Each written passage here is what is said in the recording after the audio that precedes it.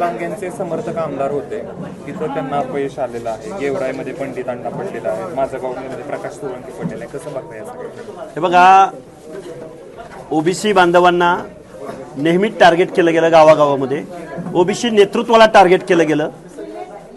OBC नेत्यांची मागणी काय होती तर आमचं आरक्षण अबाधित राहिलं पाहिजे आणि त्यांना कुठं द्यायचं ते द्या.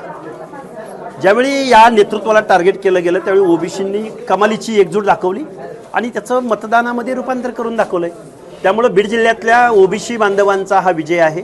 पंकजाताई मुंडे, धनंजय मुंडे असतील आणि त्यांचे सर्व पदाधिकारी असतील, त्यांनी शांत आणि संयमानं जी परिस्थिती हाताळली, त्यांच्या नेतृत्वाची कसोटी होती आणि त्यामध्ये त्यांचा तो विजय आहे. जरांगेंना काय सांगतो? जरांगेंना सल्ला देईन, गाव मामाचा आणि महाराष्ट्र आमच्या मालकीचा, आमच्या बापाचा, ही जी काही त्यांची भाषा होती त्याला जरांगेंनी दाखवलंय. आणि जे जे आता जरांगे बरोबर जातील, ज्यांनी ज्यांनी जरांगेचे होर्डिंग लावले, रसद पुरवली, सभा घेतल्या, त्या बजरंग सोनवणे, विजयसिंह पंडित, सोळंकी यांना इथून पुढच्या कालावधीमध्ये बीड जिल्ह्यामध्ये आम्ही गुलाल लागू देणार नाही. अशा पद्धतीची व्यूहरचना इथून पुढच्या कालावधीमध्ये 2 पावलं आम्हाला मागे यायला लागली तरी चालते. पण हे 3 माणसांनी आम्हाला जे टार्गेट केलं, आम्हाला हाणमार केली, आमच्यावर हल्ले केले, त्या माणसांना मात्र आम्ही बीड जिल्ह्यामध्ये गुलाल लागू देणार नाही. हे आम्ही तुम्हाला लिहून देतो. हा ट्रेंड कायम राज्यात राहील. हा ट्रेंड महाराष्ट्रभर राहील.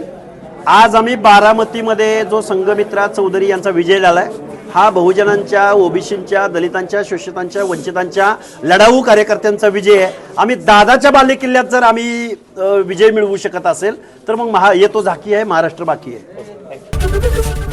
एबीपी माझा, उघडा डोळे बघा नीट.